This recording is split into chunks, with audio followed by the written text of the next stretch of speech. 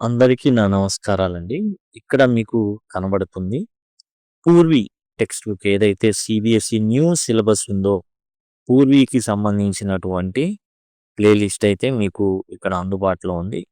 గతంలో ఉన్నటువంటి hour grave సోల్జర్సే ఈ పూర్వీలో కూడా హనీకూంబ్ సిరీస్‌లో ఉన్నటువంటి హనీకూంబ్ ఏదైతే టెక్స్ట్ బుక్ ఉందో, యాజ్ ఇట్ ఈజ్ అందులోని అవర్ బ్రేవ్ సోల్జర్స్‌నే ఈ పూర్వీ క్లాస్ 7లో కూడా కంటిన్యూ చేయడం అయితే జరిగింది. ఆ విషయాన్ని గమనించండి. సేమ్ యాజ్ ఇట్ ఈస్‌గా తీసుకోవడం అయితే జరిగింది.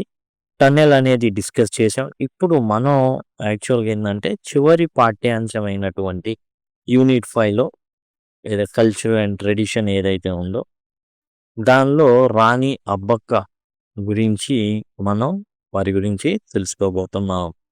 మనం ఈ పాఠ్యాంశంలో రాణి అబ్బక్క గారి గురించి తెలుసుకుంటాం. ఈమె యొక్క గొప్పతనం ఏంటంటే, ఈమె పోర్చుగీస్ ఎవరైతే ఉన్నారో, భారతదేశానికి మొట్టమొదట వచ్చినటువంటి యూరోపియన్లు ఎవరు అంటే పోర్చుగీస్ వారనమాట. వాళ్ళు భారతదేశానికి వచ్చి ఇక్కడున్నటువంటి ఏవైతే స్థావరాలున్నాయో, సంస్థానాలున్నాయో, ప్రదేశాలున్నాయో, రాజ్యాలున్నాయో వాటన్నిటిని కూడా ఒక రకమైన దున్నీతో ఆక్రమించుకుంటూ ఉన్నారు. దానికి ఎదురాడినటువంటి వీర యోధురాలు ఈ రాణి అబ్బక్క. ఈమె గొప్పతనం ఏంటి చూడండి. తన బిడ్డని తన వెనకాలే కట్టుకొని యుద్ధ రంగంలోకి దిగి మరీ యుద్ధ విజయాన్ని సాధించినటువంటి వీర మహిళ ఈ రాణి అబ్బక్క. ఈ ఒక పొడుపు కథ అడిగారనమాట రాణి అబ్బక్క గారి గురించి. Solve the riddle given below and share your answer with your classmates and teacher. ఇక్కడ ఏదైతే రిడిల్ ఉందో, సామెత ఉందో దాన్ని పొడుపు కథ ఏదైతే ఉందో, రిడిల్ అంటే పొడుపు కథ. ఈ పొడుపు కథని విప్పి అంటే ఏంటంటే ఆన్సర్ చెప్పాలి. మీ ఫ్రెండ్స్‌తో షేర్ చేసుకోండి, అందరితో షేర్ చేసుకోండి అండ్ సాల్వ్ చేయండి అని అడగడం అయితే జరిగింది. She was a queen who led the fight. ఆమె ఏం చేసింది? ఒక యుద్ధాన్నే ముందుండి నడిపింది ఆమె.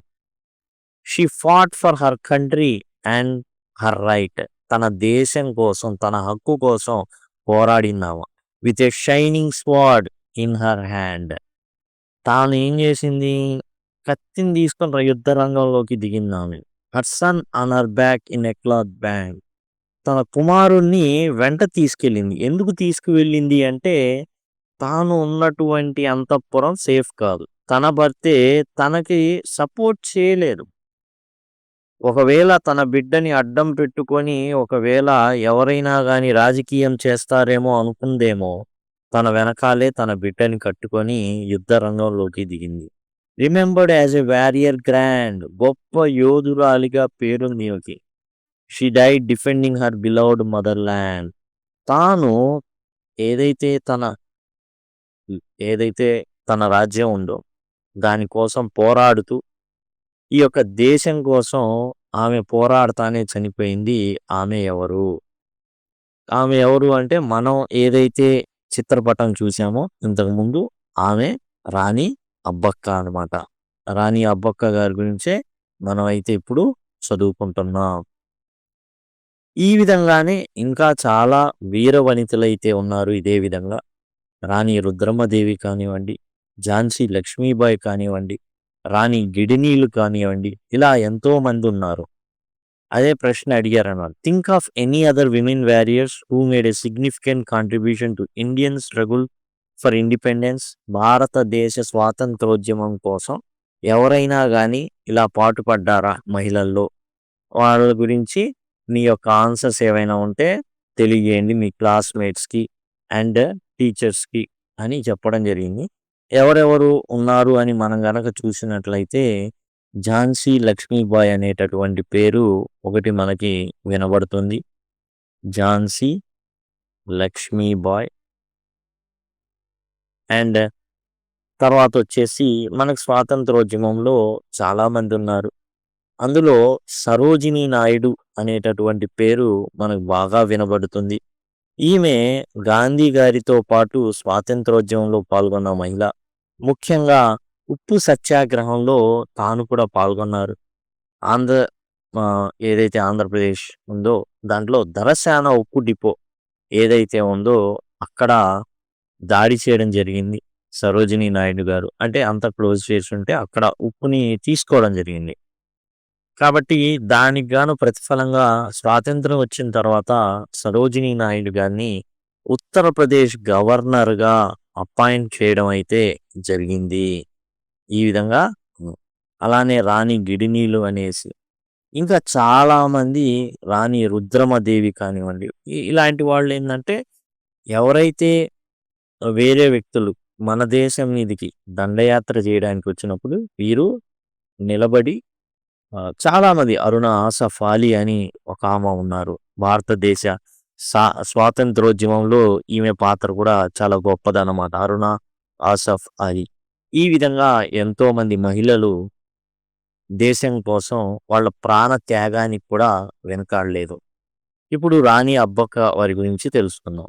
Hiriya Abbakka, the queen of ఉలాల్. Hiriya Abbakka అనేటటువంటి ఆమె ఉల్లాల్ అనేటటువంటి రాణి ప్రదేశానికి సంబంధించిన రాణి అనమాట. A small principality of west Coast of Karnataka. కర్ణాటకలోని పశ్చిమ దిక్కున ఉల్లాల్ అనేటటువంటి ఒక రాజ్యం ఉంది. ఏ స్మాల్ ప్రిన్సిపాలిటీ అంటే ఒక చిన్న రాజ్యం అన్నమాట. ఒక పార్ట్, ఒక చిన్న రాజ్యం అది అంతే. Was on her death bed. తన మరణశయ్య మీద ఈ హిరియా అబ్బక్క అనే ఆమె ఉంది. అంటే చాలా సుస్థి జబ్బు చేయడం జరిగింది అండ్ తాను మరణ దశలో ఉంది. Years ago Ullal had been captured by Portuguese and had become a vassal. ఇక్కడ విషయం ఏంటంటే భారతదేశానికి మొట్టమొదటగా వచ్చిన వాళ్ళు ఎవరు అంటే పోర్చుగీస్ వాళ్ళు వచ్చారు.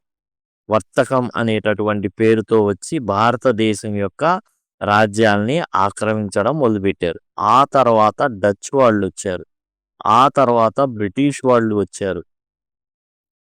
ఆ తర్వాత వచ్చిన వాళ్ళు ఫ్రెంచ్. అయితే ఇందులో ఒక వింత విషయం ఏందంటే మొదట వచ్చింది పోర్చుగీస్ వాళ్ళే.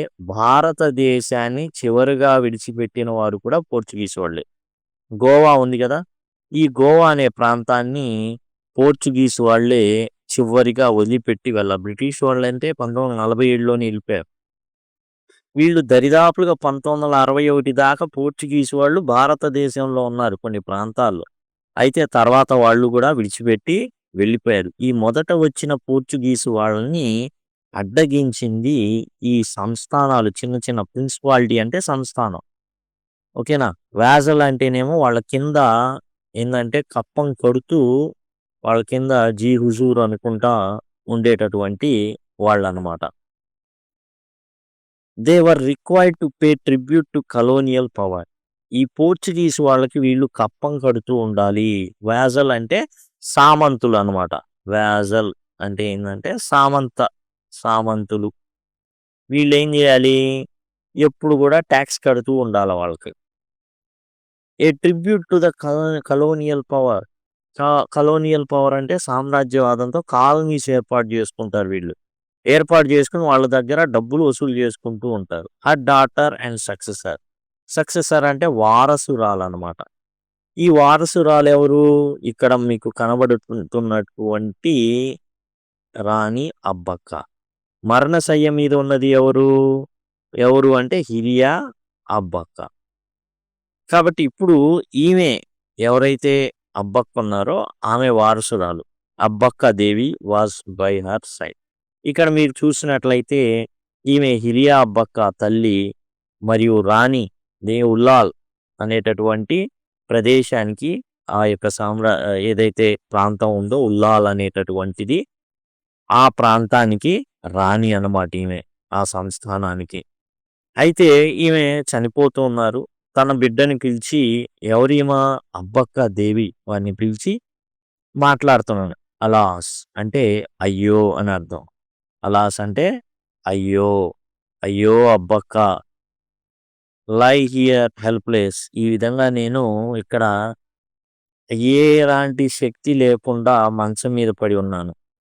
వైల్ ద పోర్చుగీస్, కానీ పోర్చుగీస్ వాళ్ళు అంటుంది. వెంటనే హష్ ఆపమ్మా! ఆపు. మాట్లాడమాకేమి. You must not tire your yourself with such. అలాంటి ఆలోచనలతో నువ్వు అనవసరంగా నీ ఆరోగ్యాన్ని ఇంకా పాడు చేసుకోవద్దు. I am here. నేనున్నాను. And I will not rest till I have driven them out of west coast. పశ్చిమ దిక్కు నుంచి వాళ్ళని తరిమేసేంత వరకు నేను ఏమాత్రం కూడా విశ్రమించను.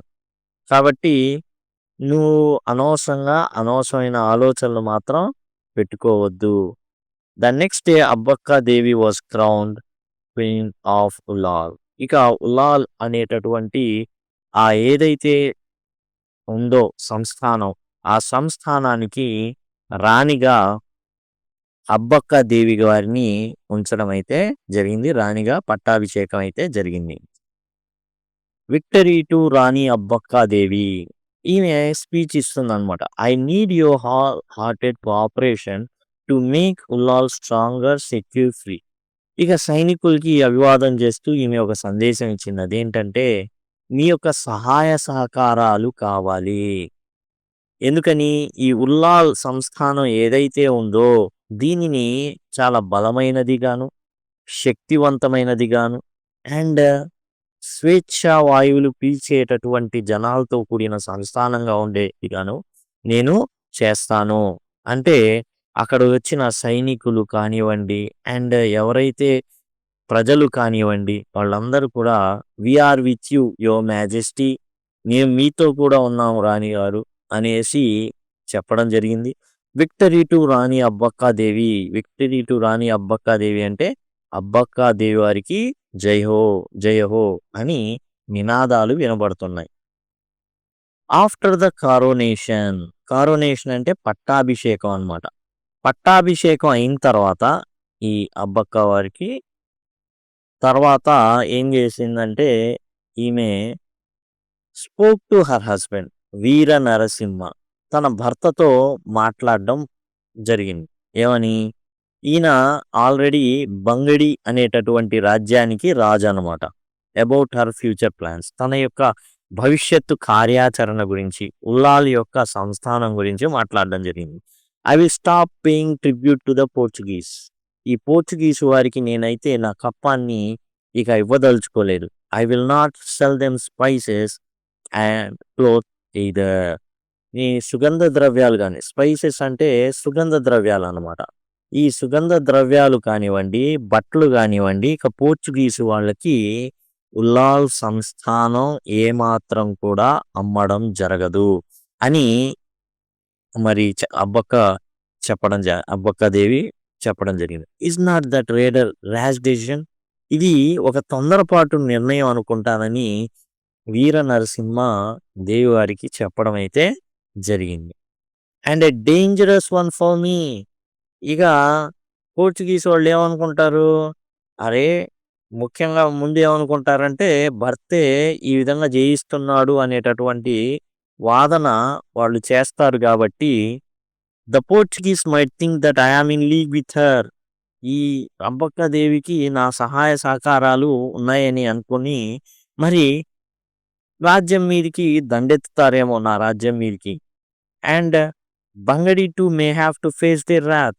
దానివల్ల ఈ సంస్థానం ఏదైనా పోని మొత్తానికి ఏదైనా కానీ ఉల్లాలనేది, కానీ బంగడి మీద కూడా వాళ్ళు తెగబడతారే. రాత్ అంటే కోపం అనమాట. వాళ్ళ కోపాన్ని ముందు ఏం చేస్తారు? తీసుకొచ్చి ఉల్లాల మీద చూపిస్తారు. ఆ తర్వాత బంగడిని ఏమాత్రం వదలరు. కాబట్టి I must make her change her mind. నేను తన మైండ్ని ఎట్లాగైనా మార్చాలి. You may be afraid of the Portuguese but I refuse to be cowed by them.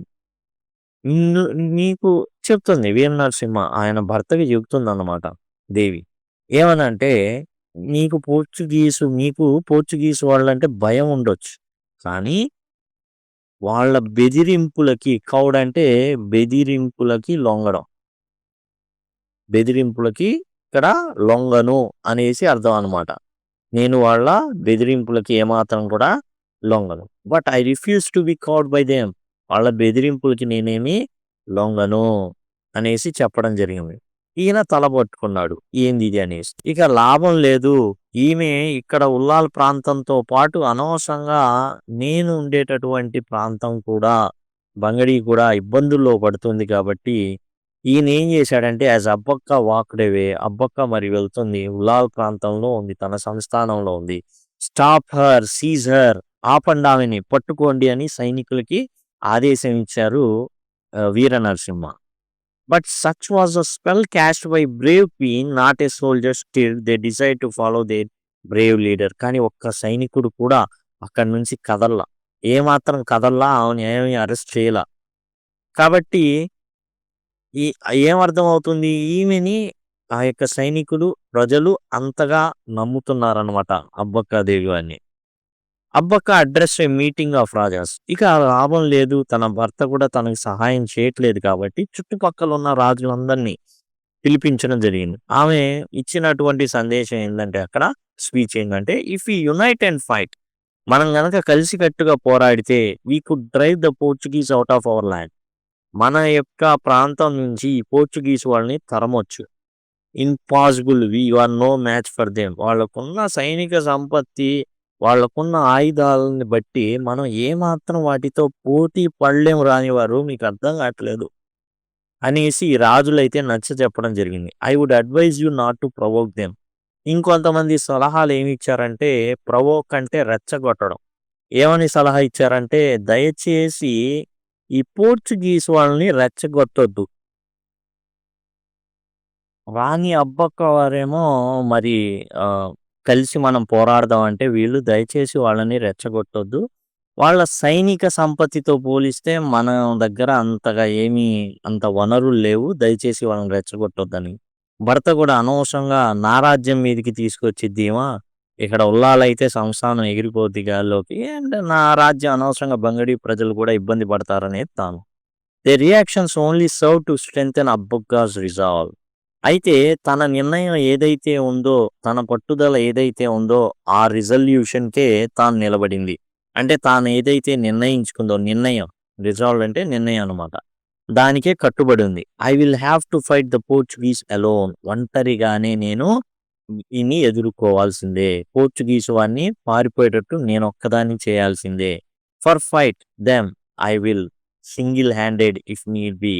అవసరమైతే ఒంటి చేత్తో నేను వారితో పోరాడతాను అనేసి నిర్ణయించుకున్నారు రాణి అబ్బక్క వారు.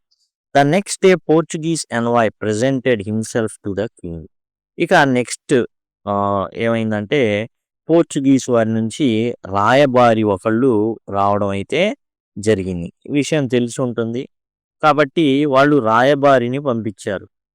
Portuguese envoy presented himself to queen అంటే ఒక రాయబారి వచ్చాడనమాట. Our governor has sent me to remind you that the annual tribute, మీరు కట్టేటటువంటి వార్షిక కప్పం from Ullal is long overdue. కట్టలేదు, ఇంకా కూడా కట్టలేదు. మా గవర్నర్ వారు, పోర్చుగీస్ గవర్నర్ వారు పంపించారు. దేనికని? ఈ రాయబారిని ఎన్వాయ్ని పంపించాడు. ఎన్వాయ్ అంటే రాయబారి అనమాట. ఒక ఎవరైతే ఒక వ్యక్తి ఉంటాడో అతను అనమాట ఎన్వాయ్. ఇంకేందంటే రాయబారి వచ్చాడు. అండ్ ట్రిబ్యూట్, మీరు ఏదైతే కప్పం కట్టాలో అది ఓవర్ డ్యూ ఉండిపోయింది. అంటే కట్టలేదు, ఇంకా మీరు కట్టాల్సిన టైం వచ్చింది కానీ అది దాటిపోయింది. ఆ తేదీ అనేది మీరు కట్టాలి కానీ కట్టలేదు అనేసి గుర్తు చేయడం అయితే జరిగింది రాయబారి చేత పోర్చుగీస్ వాళ్ళు. అప్పుడు అబ్బక్క దేవి చెప్పిన మాటలు ఏంటంటే we are a sovereign country, మేము సర్వస్వతంత్రులము, సార్వభౌమత్వ అధికారం కలిగిన వాళ్ళము. సావరీన్ అంటే సార్వభౌమత్వ అని అర్థం అనమాట. అంటే మేమే అన్ని మేము చూసుకుంటాం, మేము సర్వస్వతంత్రులము అనేసి అర్థం అనమాట. We don't pay tribute to Portugal. పోర్చుగల్కి ఇక కప్పం కట్టేది ఏమాత్రం కూడా లేదు. కప్పం కట్టడం అనేది పోర్చుగీస్ వారికి ఏమాత్రం కూడా జరగదు. కాబట్టి దయచేసి మీ పని అనేది మీరు చూసుకోండి.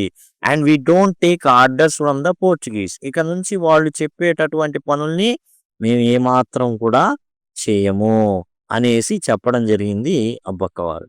Abbakka ordered merchant ships to be built and in alliance with Zamorin of Kozhikode.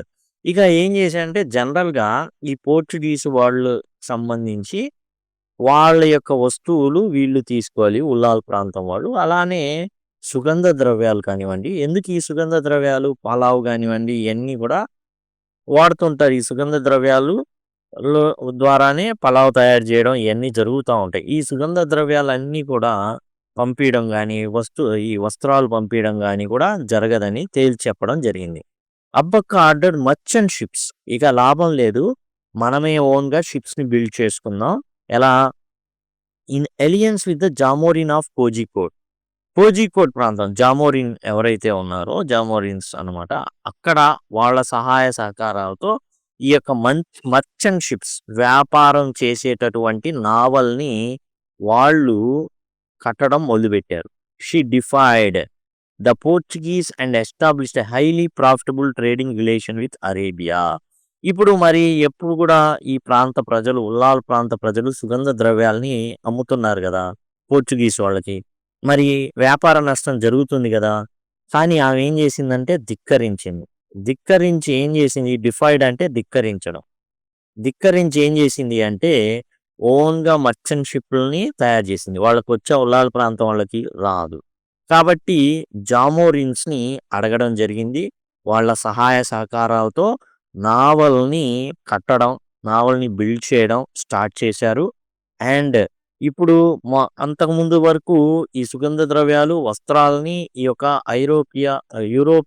European ఐరోపా ప్రాంతం చెందిన అటువంటి జనాలకి పోర్చుగీసు వారి ద్వారా జరిగింది కదా! ఇప్పుడు అరేబియా సంబంధించినటువంటి అరేబియా వర్తకులకి ఈ స్పైసెస్‌ని, ఈ వస్తువులు, వస్త్రాల్ని వాళ్ళ ద్వారా వ్యాపారం అయితే స్టార్ట్ చేశారు. అంటే పోర్చుగీస్ వాళ్ళని మిడిల్ మెన్‌గా ఒప్పుకోల. విజిట్ అస్ అగైన్ బ్రదర్, మరలా మమ్మల్ని కలవండి. God willing we will. మేము ఖచ్చితంగా అంటే అరేబియన్ వర్తకులతో వీళ్ళు వ్యాపారం చేయడం మొదలుపెట్టారు. మమ్మల్ని మరలా కలవండి అంటే, దేవుడికి ఇష్టమైతే మరలా మేము కలుస్తాం. దేవునికి ఇష్టమైతే మరలా మేము ఖచ్చితంగా కలుస్తాం. ఈ చర్యల ద్వారా ఈ రాయబారికి బాగా కోపమొచ్చింది. అండ్ చెప్పాడనమాట. Your majesty you will regret your stand. మీరు తీసుకున్న స్టాండ్ అంటే వైఖరి అన్నమాట. మీ వైఖరి ఏదైతే ఉందో దీనికి మీరు వెల చెల్లిస్తారు. మీరు ఖచ్చితంగా రిగ్రెట్ అంటే బాధపడతారు. మీరు తీసుకున్న ఏదైతే నిర్ణయం ఉంటో తర్వాత చాలా బాధపడతారు తప్పు చేశానే అనేసి.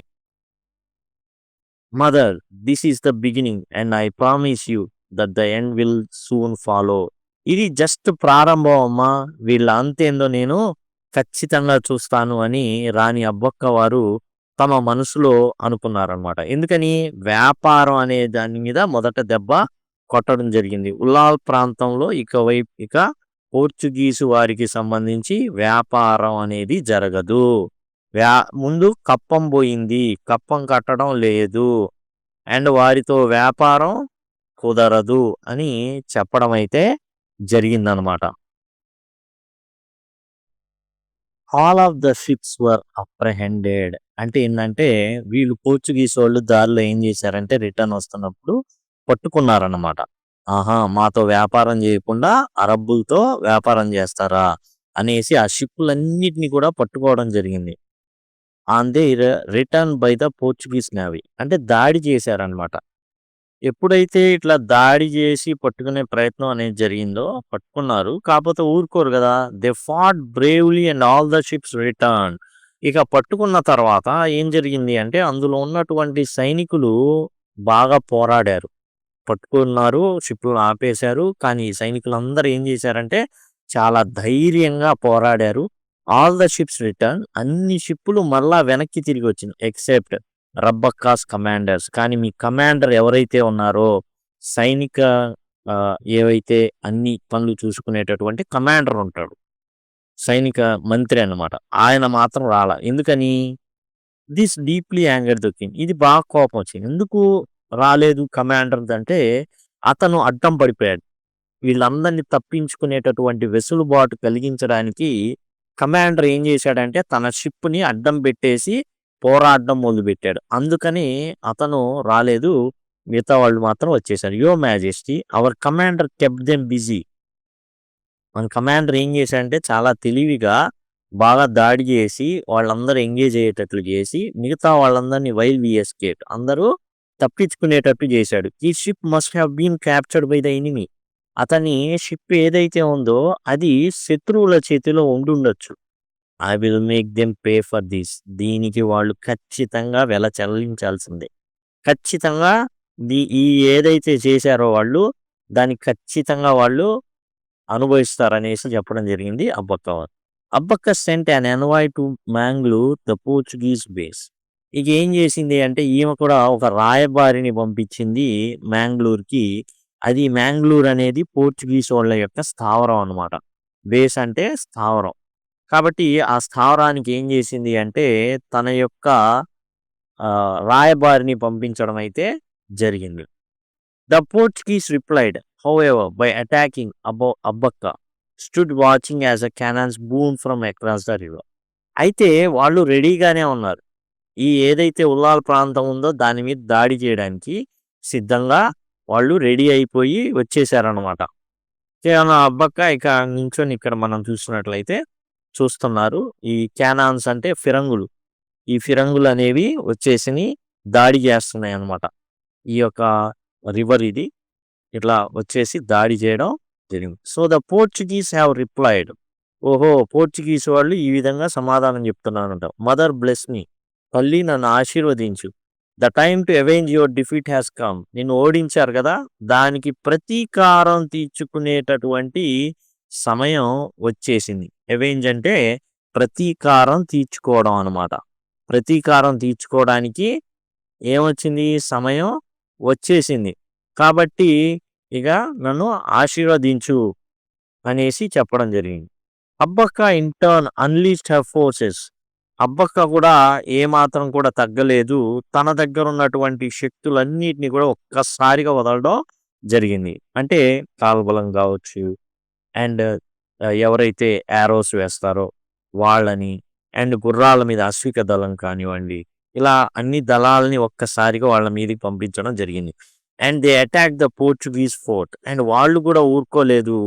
అండ్ పోర్చుగీస్ యొక్క కోట మీద వీళ్ళు దాడి చేయడం మొదలుపెట్టారు అనమాట. Ribeiro the Portuguese commander escaped with his life. ఇక ఈ కోట మీదకి ఫిరంగుల్ని తెప్పిస్తే ఆమె ఏం చేశారంటే ఈ యొక్క ఫిరంగులకి సమాధానంగా ఈమె కూడా ఏం చేశారంటే వాళ్ళ ఫోర్ట్ మీదకి, మ్యాంగ్లూర్ బేస్ ఏదైతే ఉందో కొద్ది దూరాన, ఇదంతా కూడా కర్ణాటక ప్రాంతంలో జరుగుతుందన్నమాట. ఇదంతా మ్యాంగ్లూర్ బేస్ మీదకి సైన్యాన్ని నడిపించడం జరిగింది. అక్కడ ఈ సైన్యాలన్నీ కూడా పోర్చుగీస్ వాళ్ళ యొక్క కోట మీద దాడి చేయడం జరిగింది. రెబెరో ద పోర్చుగీస్ కమాండర్ ఎవరైతే ఉన్నారో ప్రాణాలతో పరిగెత్తాడు అనమాట. ప్రాణాలని చేతిలో పట్టుకొని ఉరిగెత్తడం అయితే జరిగింది. I will get him from Goa and we will at have the last laugh. కానీ చివర ఏం చెప్పాడు, పారిపోతా, చివరి నవ్వు మాత్రం మాదే అవుతుంది, విజయం మాది, అంతిమ విజయం మాదే అవుతుంది. ఇప్పుడు తగ్గొచ్చు, ఒక్క అడుగు వెనక్కైతే వేయొచ్చు కానీ ఇక అంతిమ విజయం మాత్రం మాదే అవుతుంది అనేసి వీళ్ళు పారిపోవడం మొదలుపెట్టారు. పోర్చుగీస్ వాళ్ళు తమ యొక్క స్థావరం ఏదైతే కోట ఉందో దాన్ని విడిచిపెట్టి. Victory to Abbakka.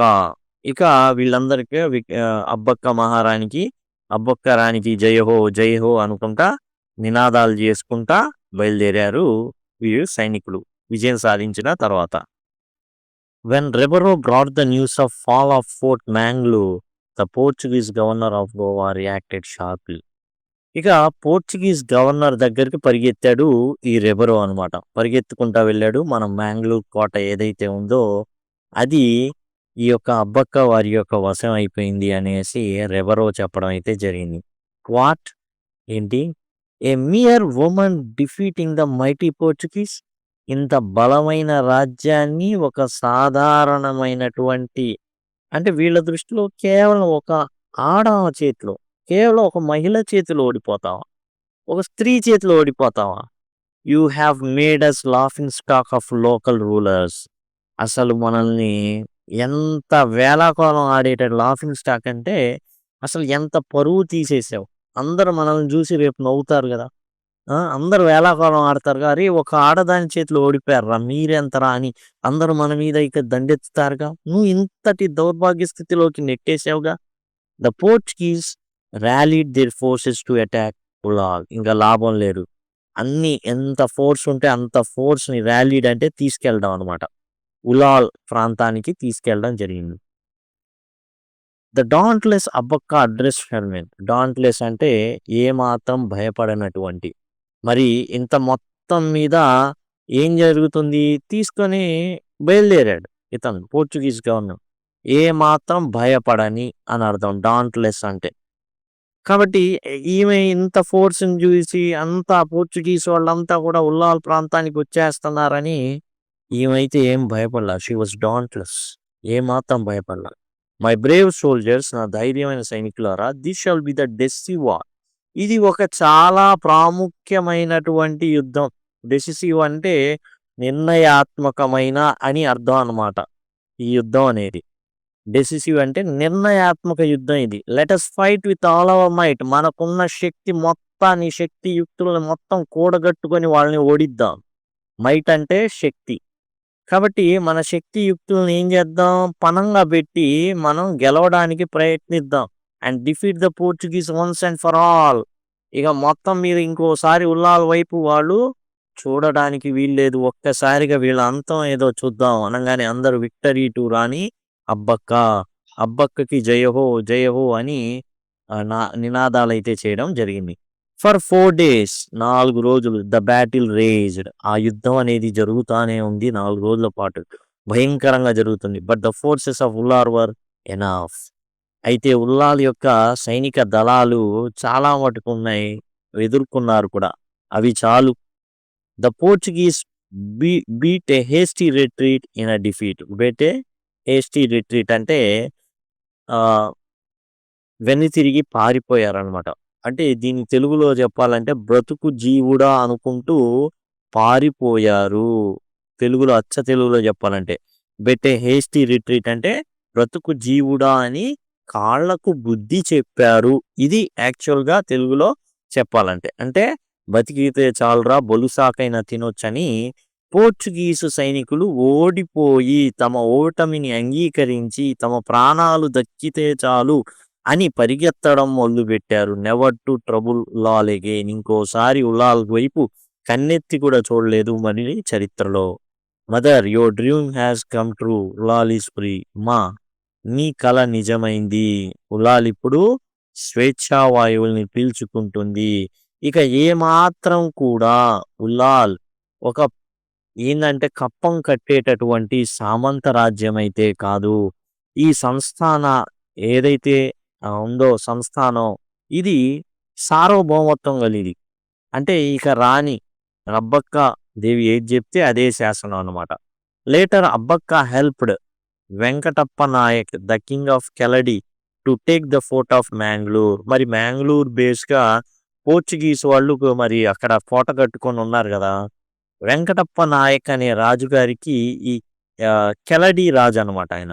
ఆయనకి సాయం చేసింది. ఆ ఫోర్ట్ మొత్తాన్ని కూడా ఆక్రమించుకోవడానికి తీసుకోమని ఆ ప్రాంతం కాబట్టి. The Portuguese were eventually completely driven out of Mangalore by Shivappa Nayak. ఆ తర్వాత శివప్ప నాయక్ ఏం చేశాడు అంటే అసలు మ్యాంగ్లూర్లో పోర్చుగీసు అనేవాడే లేకుండా తరిమాడు అనమాట. The greatest of kings who ruled Keladi. Shivappa Nayak కెలడిని పాలించిన రాజుల్లో చాలా గొప్ప రాజు అనమాట. అతను ఏం చేశాడంటే పోర్చుగీస్ వాళ్ళందరినీ తరిమి కొట్టాడు. ఆ విధంగా ఈ యొక్క కర్ణాటక ప్రాంతంలో మ్యాంగ్లూర్ నుంచి పోర్చుగీసు వాళ్ళు వెళ్ళిపోవడం జరిగింది. అయితే భారతదేశంలో గోవా కానివచ్చు, డామన్ డయ్యూ కానివచ్చు, ఇవన్నీ కూడా పోర్చుగీస్ వాళ్ళు, బ్రిటిష్ వాళ్ళు వెళ్ళిపోయినా కానీ ఆ ప్రాంతాల్లో ఉన్నారు. అందుకే ఇప్పటికి కూడా గోవా కల్చరు మన భారతదేశ కల్చర్‌కి చాలా డిఫరెంట్‌గా ఉంటుంది. కారణం అదే. దరిదాపులో 1961 ఇంకా కొంచెం కాలం అంత ఖచ్చితంగా చెప్పలేం గానీ 1961 వరకు కూడా పోర్చుగీస్ వాళ్ళు భారతదేశంలో ఉన్నారు. బ్రిటిష్ వాళ్ళతో పాటైతే పోలేదు వాళ్ళు. 47 1947 బ్రిటిష్ వాళ్ళు వెళ్ళిపోయారు. 1961 ఆ ప్రాంతం దాకా వీళ్ళైతే గోవా, డామన్ డయ్యూ ఇలాంటి ప్రాంతాలు ఇంకా కొన్ని ఉన్నాయి. చిన్నవి ఉన్నాయి. వాటి నుంచి అయితే వాళ్ళు ఆ తర్వాత వెళ్ళిపోవడం అయితే జరిగింది. కాబట్టి ఇది ఒక మహిళ అయినప్పటికీ కూడా ఆ రోజుల్లో మరి మహిళ అంటే చాలా చిన్న చూపు చూసేవాళ్ళు. అయినప్పటికీ కూడా తాను ఎంతో గొప్పగా మరి చాలా ధైర్యంగా తన యొక్క సంస్థానాన్ని కాపాడుకోవడానికి రాణి అబ్బక్క వారు చాలా పోరాడి మరి అందరి రాజులకి మరి ఇప్పుడు మంగళూరులో ఉన్నటువంటి కెలడి రాజు ఎవరైతే వెంకటప్ప నాయక్ కానివ్వచ్చు అండ్ శివప్ప నాయక్ కావచ్చు వీళ్ళు యాక్చువల్గా ఏంటంటే అక్కడున్న ఫోర్ట్ని తర్వాత వాళ్ళు వశం చేసేసుకున్నారు. అక్కడి నుంచి కూడా ఎవరు ఉండకుండా ఒక్కసారి ఓడించడం కాదు టోటల్గా ఇంకోసారి అటువైపు చూడకుండా వీళ్ళు ఏం చేశారంటే మొత్తాన్ని పోర్చుగీస్ వాళ్ళని తరిమేశారనమాట. ఇదండి రాణి అబ్బక్క వారి గురించి. ఇలానే అండ్ టోటల్ మీకైతే లెసన్స్ అనేవి ఉన్నాయి. మీకేందంటే ఇక్కడ నుంచి ఐ కార్డ్స్ వస్తూ ఉంటాయి. వాటి ద్వారా యాక్సెస్ చేయొచ్చు. లేదా లింక్ అని కామెంట్ సెక్షన్‌లో అడిగినట్లయితే ఖచ్చితంగా నేను మీకు ప్లేలిస్ట్ లింక్ ప్రొవైడ్ చేస్తాను. ఇప్పుడు వచ్చేసి ఐ కార్డ్స్ ఈ విధంగా వస్తూ ఉంటాయి. వాటి ద్వారా కూడా మీరైతే యాక్సెస్ చేయొచ్చు. Thank you. Thanks a lot.